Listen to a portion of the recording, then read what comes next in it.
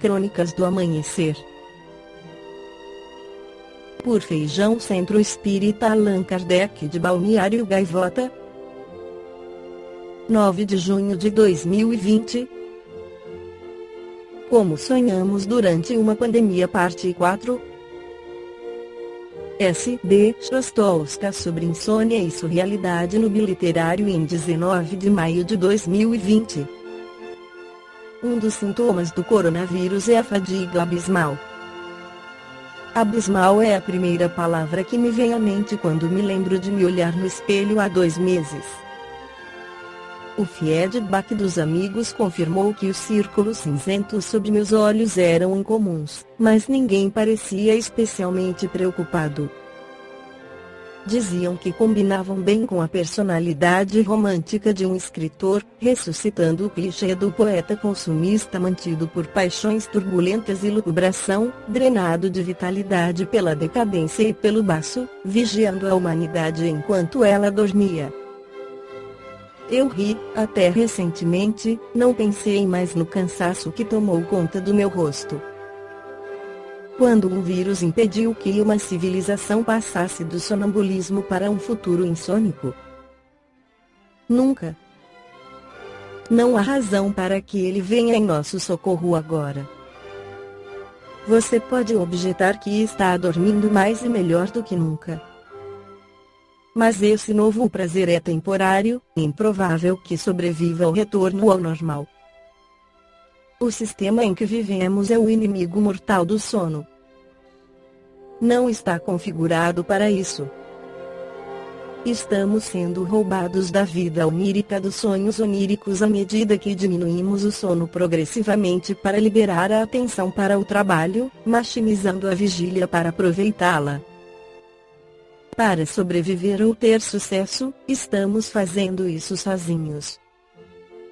E, à medida que uma mobilização total segue a outra, trabalharemos horas extras para curar uma economia deprimida.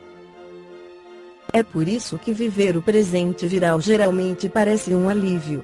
É por isso que estamos sonhando mais e subitamente prestando atenção ao que sonhamos, a sua total imprevisibilidade, bem como a continuidade da vida dos sonhos com uma realidade no meio de uma pandemia.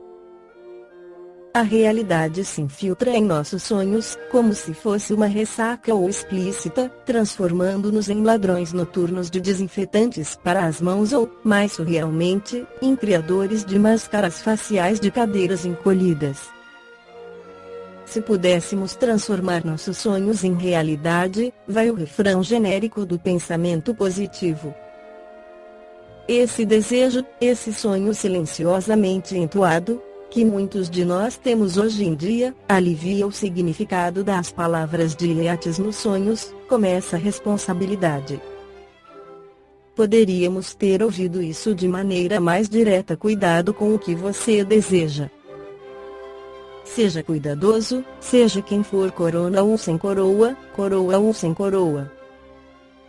Tenha cuidado, como em, dedique pensamento e atenção ao que você se tornaria realidade.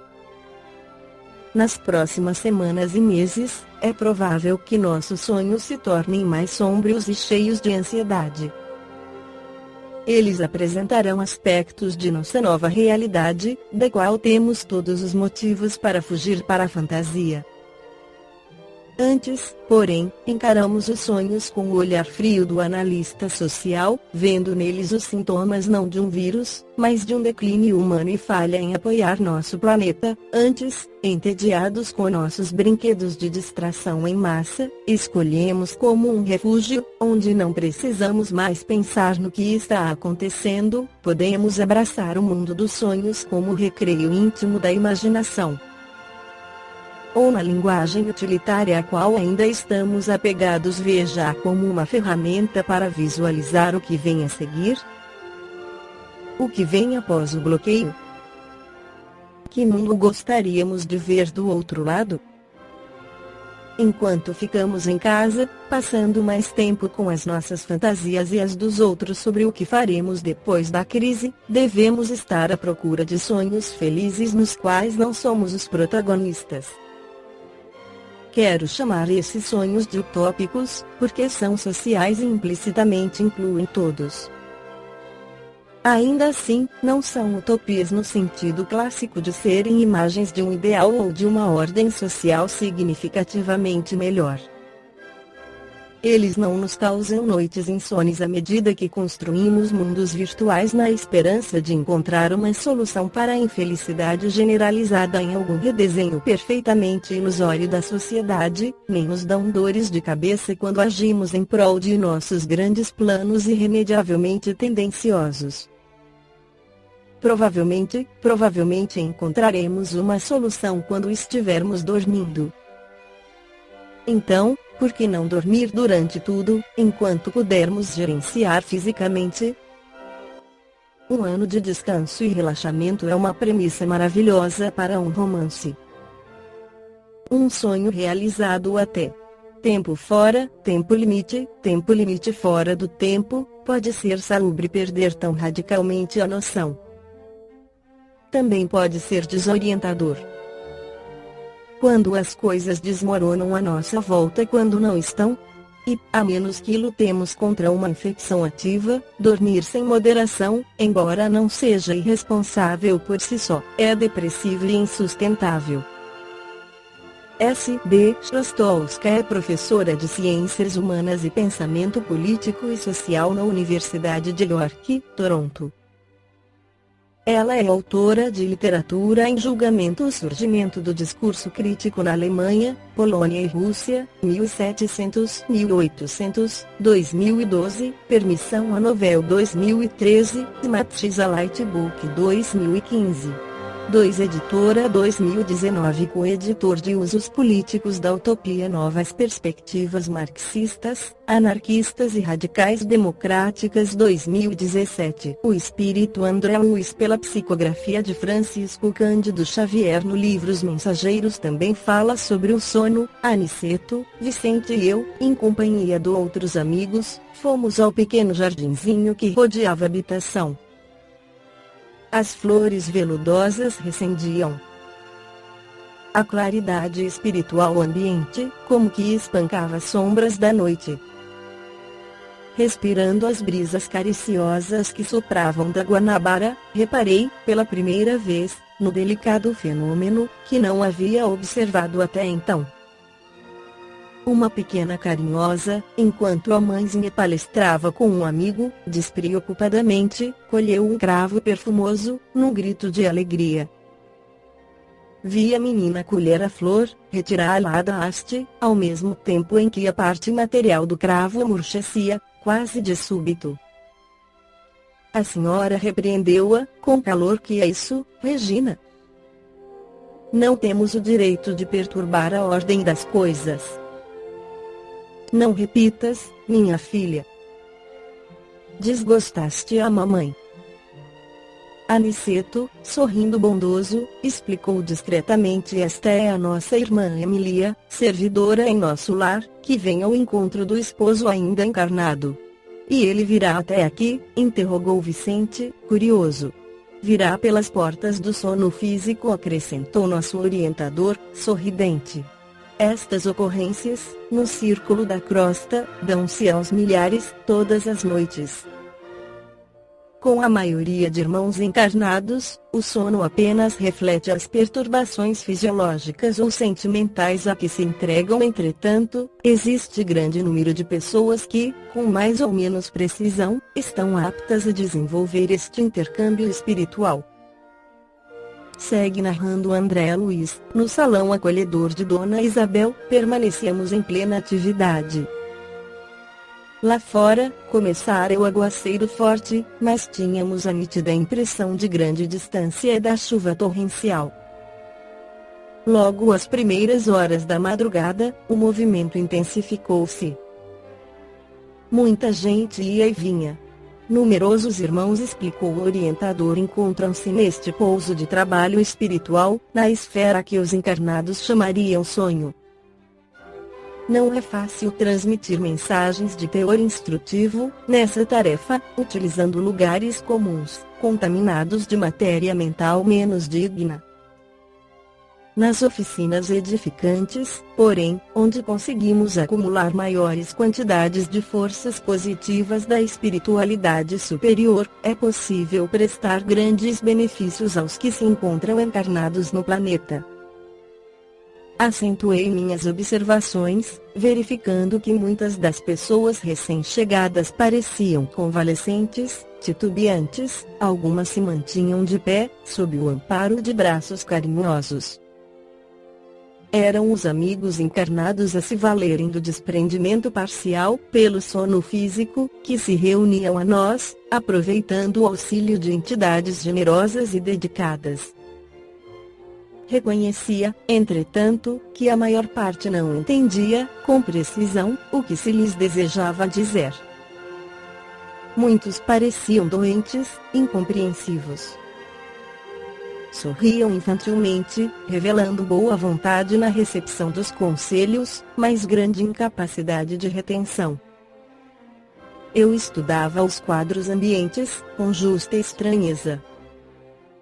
Sempre cuidadoso, Aniceto veio ao encontro de nossa perplexidade. Os espíritos encarnados, disse, tão logo se realiza a consolidação dos laços físicos, ficam submetidos a imperiosas leis dominantes na crosta. Entre eles e nós existe um espesso véu. É a muralha das vibrações. Sem a obliteração temporária da memória, não se renovaria a oportunidade. Se o nosso campo lhes fora francamente aberto, olvidariam as obrigações imediatas, estimariam o parasitismo, prejudicando a própria evolução. Eis porque raramente estão lúcidos ao nosso lado.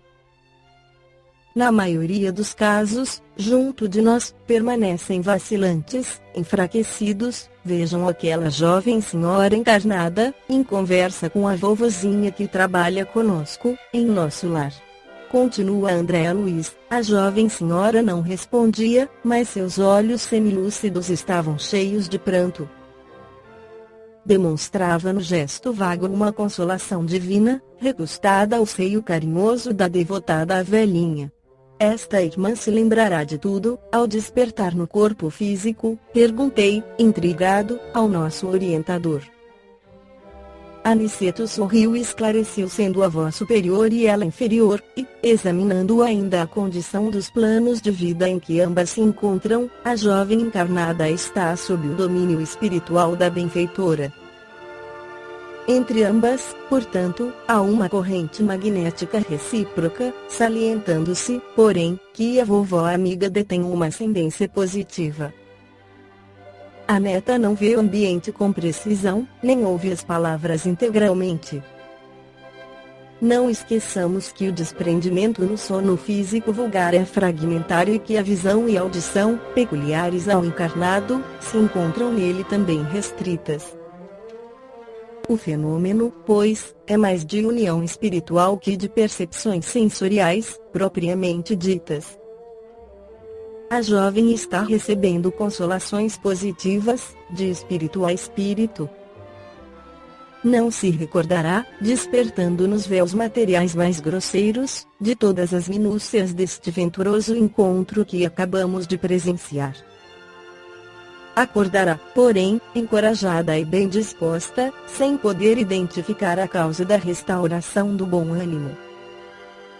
Dirá que sonhou com a avó no lugar onde havia muita gente, sem recordar as minudências do fato, acrescentando que viu, no sonho, uma cobra ameaçadora, que logo se transformou em serpente de vidro, quebrando-se ao impulso de suas mãos, para transformar-se em perfumosa flor, da qual ainda conserva a lembrança agradável do aroma. Afirmará que soberano conforto lhe invadiu a alma e, no fundo, compreenderá a mensagem consoladora que lhe foi concedida. Não se lembrará, contudo, das palavras ouvidas, indagou Vicente, curioso. Precisaria ter adquirido profunda lucidez no campo da existência física, prosseguiu Aniceto, explicando, e devo esclarecer que recordará as imagens simbólicas da víbora e da flor, porque está em relação magnética com a veneranda avózinha, recebendo-lhe a emissão de pensamentos positivos. A benfeitora não fala apenas. está pensando fortemente também. A neta, todavia, não está ouvindo ou vendo pelo processo comum, mas está percebendo claramente a criação mental da anciã amiga e dará a notícia exata dos símbolos entrevistos e arquivados na memória real e profunda. Desse modo, não terá dificuldade para informar-se quanto à essência do que a bondosa avó deseja transmitir-lhe ao coração sofredor, compreendendo que a calúnia, quando fere uma consciência tranquila, não passa de serpente mentirosa, a transformar-se em flor de virtude nova, quando enfrentada com o valor de uma coragem serena e cristã. Esta foi a crônica do amanhecer de 9 de junho de 2020. Por Feijão Centro Espírita Allan Kardec de Balneário Gaivota. Que a paz esteja com todos.